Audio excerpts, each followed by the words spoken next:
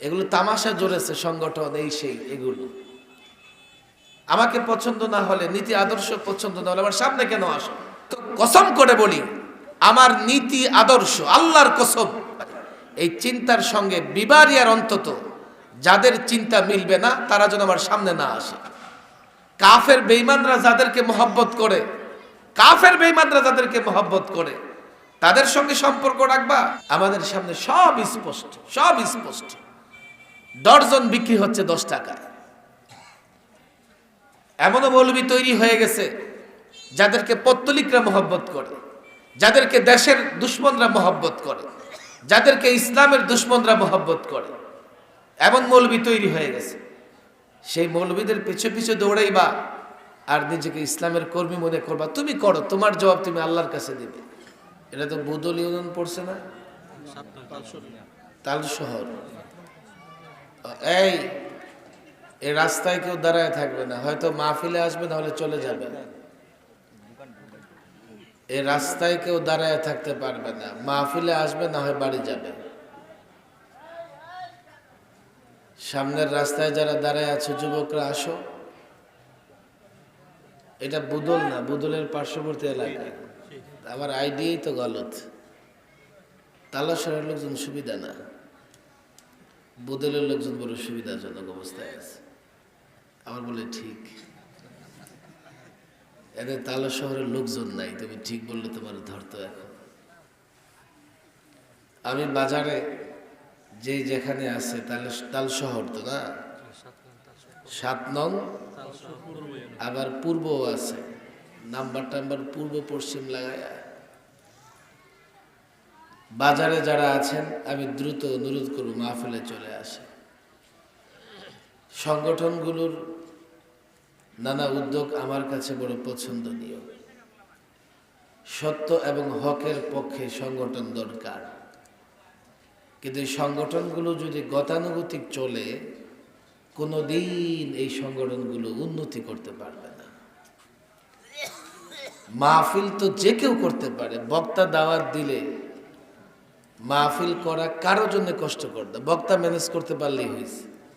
মরুভূমিতে মাহফিলের আয়োজন করলে বক্তা যদি সিলেক্ট করা যায়, লোকজন চলে আসবে। সংগঠন এবং মাহফিলের মধ্যে পার্থক্য আছে। সভাপতি সাহেব আসছে,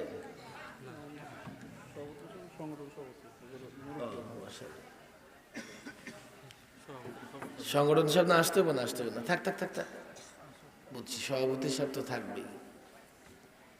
কজন সদস্য আছে সংগঠনে? 100 সদস্য কই? এই সংগঠনের 100 সদস্য কই? সামনে কে কে আছে? হাতুড়ে হতো দেখি। সংগঠনের সদস্য কজন হয়েছে? সব হাতুড়ে বললে হবে নাকি? এই সংগঠনের 100 সদস্যের মধ্যে কারা কারা আছো? নাই তো, 20-25 জন আছে। মানে সদস্যরা গিয়ে ঘুমাইতেছে বাড়িতে, মাদ্রাসা গেল কেন? আজকে দ্বিতীয় দিনের প্রোগ্রাম না তো, দ্বিতীয় দিন তো প্রোগ্রামে থাকবে, অ্যাক্টিভ থাকবে সব। না সংগঠন, না মাদ্রাসা, না কোনো কাজ আছে, খালি ওয়াজ মাহফিল করো।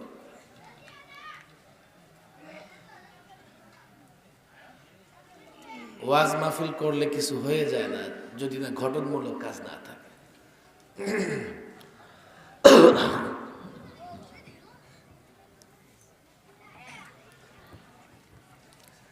সংগঠনের সিনিয়র সদস্যরা আছে নাকি তোমার সংগঠনের? সভাপতি সাহেব আছে, সভাপতি টোকায় আনার লাগে, পাগল হয়ে গেছে। এই তোরা এতগুলো ক্যামেরা দিয়ে রাখছে সেদিকে, আর এগুলো ক্যামেরা বুঝেও না, যা করতেছি সব ছেড়ে দেবে। কেরামান কাতেবিন একটু সময় নেয়, ওরা কিন্তু সময় নেয়, লাইভ প্রচার করে ফেলতেছে। ক্যামেরাওয়ালা যারা আসছো, এডিটিং করার যোগ্যতা না থাকলে রেকর্ড করবা না, রেকর্ড করে সুন্দর করে এডিটিং করবা। আমি শুধু ওয়াজ করি না, আমি তালিমের উদ্দেশ্য রাখি। ওয়াজ মানে কি জানো? এক কান দিয়ে শোনে, আরেক কান দিয়ে বের করে দেয়। আর তালিম কি জিনিস? ছাত্রদেরকে যখন তালিম দেই তো তারা জানে এটা মুখস্থ করে হুজুরকে শোনাইতে হবে, না হলে হুজুর আমাকে শাসন করবে, বলবেন আপনিও কি আমাদের ওয়াজ করে আবার পরে সবক শুনবেন। আমি শুনবো না, সংগঠনের সভাপতি, সেক্রেটারি, সিনিয়র সদস্যদের এই জন্যই ডাকতেছি। আসলাম, ওয়াজ করলাম, চলে গেলাম, তাতে সংগঠনের কি দরকার? সংগঠন হবে যার গঠনমূলক কাজ থাকবে, টার্গেট থাকবে, যে আমাকে প্রত্যেক দিন একটু একটু কাজ করে বৎসর শেষে কি পর্যন্ত পৌঁছতে পেরেছি, আমার টার্গেট কি। টার্গেট না থাকলে সারাদিন দৌড়াইলেও গন্তব্যে পৌঁছতে পারবো না। প্রত্যেকটা সংগঠন আগে টার্গেট ঠিক করতে হবে, টার্গেট কি এবং আমার টার্গেটে পৌঁছতে কি করতেছি, কি করা দরকার, কতটা সামনে অগ্রসর হচ্ছে। আপনি টার্গেট নিলেন, আমার দিকে তাকান, 5 বছরে একটা বিল্ডিং বানাবেন 5 তলা, তাহলে প্রত্যেক দিন কমপক্ষে কয়েকটা ইট লাগাতে হবে। ইটের খবর নাই, বালি সিমেন্টের খবর নাই, রডের খবর নাই, টার্গেট আপনার 5 তলা বিল্ডিং বানাবেন। কিয়ামত পর্যন্ত টার্গেট করে বসে থাকলেও বিল্ডিং হবে না। টার্গেট ঠিক করতে হবে। আবার টার্গেট ছাড়া যদি ইট বালু সিমেন্ট জমা করে রাখেন, বালু নিয়ে যাবে পানিতে, বৃষ্টির পানিতে। ইট লোকেরা একটা একটা করে ঘরের উঠানে, পিছনে, সামনে, বকরির নিচে, গরুর নিচে দেওয়ার নামে ইট শেষ করে ফেলবে। সিমেন্ট রাখবেন, 2-4-6 মাস পরে এটা পাথর হয়ে যাবে। টার্গেটও লাগবে, আসবাবও জোগাড় করতে হবে। টার্গেট পর্যন্ত পৌঁছতে আমাকে প্রতিনিয়ত একটু একটু হলেও অগ্রসর হওয়া লাগবে। আমি অনেক আগে থেকে ইজহারের হক সংগঠনকে চিনি, বড় প্রোগ্রামও আমি এসেছি, অনেক বড় প্রোগ্রাম ওরা করেছে। আস্তে আস্তে এখন সভাপতি সাহেব বলতেছে বক্তা দরকার কি? এই সংগঠন আশেপাশে 2000 সদস্য তৈরি করবেন, আর মাহফিল হবে সংগঠনের মাহফিল। 2000 সদস্য 1 ঘন্টার জন্য আসবে, তাদেরকে পরিকল্পনা জানাবেন, তাদেরকে লক্ষ্য উদ্দেশ্য বলবেন, আবার তারা ফিরে গিয়ে সংগঠনের লক্ষ্য উদ্দেশ্য কি করে সম্ভব লক্ষ্য উদ্দেশ্যে পৌঁছা তার চেষ্টা করবে। আমার বক্তা দরকার কি? বাংলাদেশে কয়জন বক্তা আছে? আমি ব্রাহ্মণবাড়িয়া অনেক প্রোগ্রাম করি, তারপরেও ব্রাহ্মণবাড়িয়ার সব প্রোগ্রামে তো আমার জন্য যাওয়া সম্ভব না। এক জেলার সব প্রোগ্রাম আমি দৈনিক 20টা করে প্রোগ্রাম করলেও বিবাড়িয়ার প্রোগ্রাম শেষ হবে না। সারা বাংলাদেশের প্রোগ্রামের কি হবে? সব ছুটে বক্তাদের পেছনে, বক্তা বক্তা। নিজেরা বক্তা হন, নিজেরা কর্মসূচি তৈরি করেন, জাতিকে টার্গেট বোঝান, বক্তার প্রয়োজন হবে না। আমার যা মনে হয়েছে সংগঠনের পরিকল্পনার অভাব, দায়িত্বশীলদের দুর্বলতা, কোনো টার্গেট নাই, কোনো কর্মসূচি নাই। মাওলানা জুনায়েদ আলী সাহেবকে ধরছে, দাওয়াত নেন আপনি এলাকার, আপনি দাওয়াত দিয়ে দেন, দাওয়াত দিছে, বাস হয়েছে। আমার সঙ্গে কোনো যোগাযোগ নাই, এনে এসে শুনি, আসার পরে আলোচনা, অথচ আমার দাওয়াত দিছে জোহর থেকে আসরের মধ্যে আলোচনা, জোহর থেকে আসরের মধ্যে। পরে কালকে আমি বললাম জোহর থেকে আসর তো ঢাকা থেকে গিয়ে পৌঁছা সম্ভব না, আবার বৃহস্পতিবার, আমি মাগরিবের আগে পৌঁছার চেষ্টা করব, মাগরিবের পরে আলোচনা করব। আছে কোনো সমন্বয়? আল্লাহর বাস্তে দাম দিয়ে মানে দাওয়াত দিয়ে দিছে, কে এখন আসবে, মাথা নষ্ট। এখানের মেহমানের আমার সঙ্গে যদি যোগাযোগের এই অবস্থা হয়, তো বাকি মেহমানদের কি অবস্থা হবে? আমার প্রথম কথা হচ্ছে, আপনাদের কষ্ট হইতেছে? নারাজ কেন হব না আপনারা বলেন? এই যে সফর করতেছি কষ্ট হয় না? কথা বলতেছি কষ্ট হয় না? সময় নষ্ট হয় না? আর এই যে কথাগুলো বলতেছি আপনারা মনে করবেন মুখ দিয়ে আসতেছে আর বলে ফেলতেছি, প্রত্যেকটা কথার জবাব দিতে হয়। কোনো অপরাধ করি নাই, কারো মাথায় বাড়ি দেই নাই, কারো বাড়িঘর দখল করি নাই, কাউকে গালিও দেই নাই। অপরাধ কি? হকের কথা বলি, সত্যের কথা বলি, ইসলামের কথা বলি, এগুলোই অপরাধ। তোমরা দাওয়াত দিবা, আমরা এগুলো বলবো, আর 2-4 দিন পর পর আমাদের মেহমানখানায় নিয়ে যাবে, তোমরা তো আরামে থাকবা। আমি তো কসম করে বলি, আমার নীতি আদর্শ, আল্লাহর কসম, আমার ব্যক্তি নীতি আদর্শ নয়। আমি আকাবের আসলাফদের অনুসরণ করি, আমার ব্যক্তি চিন্তা নয়। এই চিন্তার সঙ্গে বিবারিয়ার অন্তত যাদের চিন্তা মিলবে না তারা যেন আমার সামনে না আসে। এগুলো তামাশা জড়েছে সংগঠন, এই সেই, এগুলো আমাকে পছন্দ না হলে, নীতি আদর্শ পছন্দ না হলে আমার সামনে কেন আসো?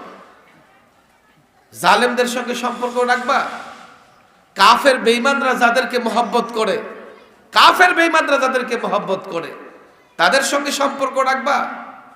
আবার নিজেকে খুব খালেস মুখলেস দাবি করবা? আমাদের সামনে সব স্পষ্ট, সব স্পষ্ট। ডর্জন বিক্রি হচ্ছে 10 টাকায়। এমনও মৌলবি তৈরি হয়ে গেছে যাদেরকে পত্তলিকরা মহব্বত করে, যাদেরকে দেশের দুশ্মনরা মহব্বত করে, যাদেরকে ইসলামের দুশ্মনরা মহব্বত করে, এমন মৌলবি তৈরি হয়ে গেছে। সেই মৌলবিদের পিছু পিছু দৌড়াইবা আর নিজেকে ইসলামের কর্মী মনে করবা। তুমি করো, তোমার জবাব তুমি আল্লাহর কাছে দিবে। আমি মনে করি আমার সময়ের মূল্য আছে। বারবার এই বিবারিয়ার ছাত্র সমাজকে বোঝাবার চেষ্টা করেছি, দরকার নাই, দরকারের প্রোগ্রাম বিবারে রাখবো না। নীতি আদর্শের জায়গাটা আসো। নীতি আদর্শের বাইরে এক কদম চলবার কোনো ইচ্ছা আমার নাই। আমি সবসময় দোয়া করি, আল্লাহ আমার নীতি আদর্শের উপরে রাখো। প্রত্যেকটা কথার জবাব দিতে হয়েছে। 2.5 মাস রিমান্ডে বসে বসে শুধুমাত্র ললিপপ খাওয়াইছে এমন না। 2.5 মাস রিমান্ডে ছিলাম, 2.5 মাস রিমান্ডে প্রত্যেকটা কথার জবাব দিতে হয়েছে। কি কথা বলি আমি খেলাফত ব্যবস্থার কথা বলি, আমি সুদমুক্ত অর্থনৈতিক ব্যবস্থার কথা বলি, আমি আল্লাহর দেওয়া বিধান অনুযায়ী বিচার ব্যবস্থার কথা বলি, আমি মুসলমানদের পক্ষে কথা বলি, আমি দেশের পক্ষে কথা বলি, আমি নারী অধিকার পক্ষে কথা বলি। আমি মনে করি ইসলামী নারী অধিকার নিশ্চিত করেছে। এগুলোই অপরাধ। কোথায়? আমি তো এগুলো বলে আমার জবাব দিতে হয়, তোমাদের তো জবাব দিতে হয় না। জবাব যেহেতু আমার দিতে হয়, নীতি আদর্শের বাইরে আমি অনুরোধ করব, নীতি আদর্শের বাইরে কেউ আমাকে মহব্বত করবে না, আমিও তাকে মহব্বত করতে চাই না। আমি ইজহারে হক সংগঠন সভাপতি সাহেব আসছেন, সেক্রেটারি সাহেব আসছেন, গঠনমূলক কাজ করেন। টার্গেট কি আমাকে বলেন, জাতিকে বলেন টার্গেট কি, কতদিনে টার্গেট পুরা করবেন, এই টার্গেট পূরণে আপনার কর্মসূচি কি, টার্গেট পুরা করতে চান, কর্মসূচি কি, জাতিকে বলেন, যুবকদের বলেন, এবং আপনি প্রতিদিন কতটুকু অগ্রসর হচ্ছেন। এই ধরনের পরিকল্পনা নেওয়ার দরকার আছে না নাই? আল্লাহ মাফ করুন, সফরও কষ্ট, বক্তৃতাও কষ্ট, বক্তৃতার পরে আবার নানা রকমের কষ্টের ময়দান তৈরি হয়ে যায়। এই একযোগে 3 বার সরকারি মেহমান। আমি তো সময় বরকত খুঁজে পাই না, পাবো কেমনে? 11তে আল্লামা মুফতি আমিন রহিমাহুল্লাহ নারী নীতিমালা বিরোধী আন্দোলন করলেন, আমারে নিয়ে গেছে। 13-14তে হেফাজত আন্দোলন করলো, হেফাজতের পরে লম্বা সময় আমি জেলে। এবার আন্দোলন শুরু হলো 21, 22, 23, বাস 23-এর একটা অংশ, 21, 22 আমি সরকারের মেহমানখানে। আমি আলেম ওলামাদের অনুরোধ করব, পায়ের নিচে মাটি নাই, মাহফিল থাকবে, আপনাদের দাম্ভিকতা থাকবে, থাকবে না ইসলামটা। অনেক মাদ্রাসাও থাকবে, থাকবে না সেখানে ইসলাম। আমি অবাক হই, আমাকে যদি কখনো ইসলামের দুশ্মনরা মহব্বত করে, ইসলামের দুশ্মন যদি আমাকে বলে যে না উনি ঠিক আছে, আল্লাহর কসম কোনো সন্দেহ নাই আমি দ্বীনের পথে নাই। এমন আলেম তৈরি হয়ে গেছে, ইসলামের দুশ্মনরা তারা মহব্বত করে। এর মানে আলেমের লেবাস ধরে, আলেমের লেবাস পরিধান করে সে ইসলামের ক্ষতি করতেছে। আমি এই জন্য প্রায় বলি ছাত্রদের কাছে, আমার বড় প্রত্যাশা, আমার ব্যক্তি প্রত্যাশা না, আল্লামা মুফতি আমিন রহিমাহুল্লাহ ছাত্রদের নিয়ে স্বপ্ন দেখতেন, বারবার হুজুরের কথা বলতেন। আর যাই হোক, ছাত্ররা বিক্রি হবে না, ছাত্রদেরকে কেউ কিনতে পারবে না। কেউ কিনতে চাইলেও এত ছাত্রকে কেনার মতো তাদের তৌফিক থাকবে না। আমি এই প্রজন্মের ছাত্র যারা, আমি তাদের কাছে প্রত্যাশা রাখি, তোমরা আমাদেরকে দেখে শিখো, দেশের পরিস্থিতি দেখে শিখো।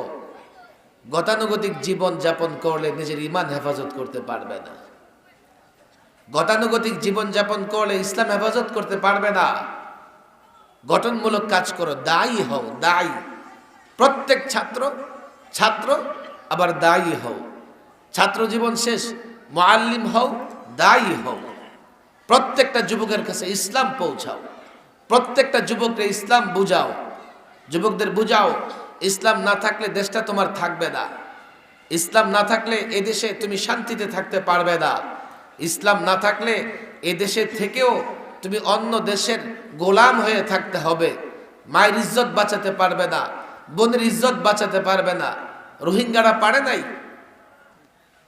আজ থেকে 4 যুগ আগে সৈয়দ আবুল হাসান আলী নদভী রোহিঙ্গাদেরকে ভবিষ্যৎবাণী করে এসেছিলেন যে তোমরা যেভাবে চলতেছো তোমরা তো এদেশে থাকতে পারবে না। আমার ভয় হয় বাংলাদেশে এই যুবক আলেম ওলামাদের ভিতরে যে গাফলত, গতানুগতিক জীবনযাপন করতেছে, গতানুগতিক মাহফিলের আয়োজন চলতেছে, গতানুগতিক মাদ্রাসায় পড়াইতেছে, অথচ সব শেষ হয়ে যাচ্ছে, কোনো খবর নাই। সৈয়দ আবুল হাসান আলী নদভী রোহিঙ্গাদের বলেছিলেন, আমি নিজে রোহিঙ্গাদের চোখের পানি দেখেছি। রোহিঙ্গারা যখন বাংলাদেশে প্রবেশ করে দলে দলে তাদের চোখের পানি আর বৃষ্টির পানি একাকার হয়ে গিয়েছিল। চিৎকার করে যুবকরা একটাই বলছিল, একটা কথাই, আমি তো চলে আসছি, আমার বোনের ইজ্জত বাঁচাতে পারিনি, আমার মায়ের ইজ্জত বাঁচাতে পারিনি। এদেশে যদি ইসলাম না থাকে, আমি কলেজে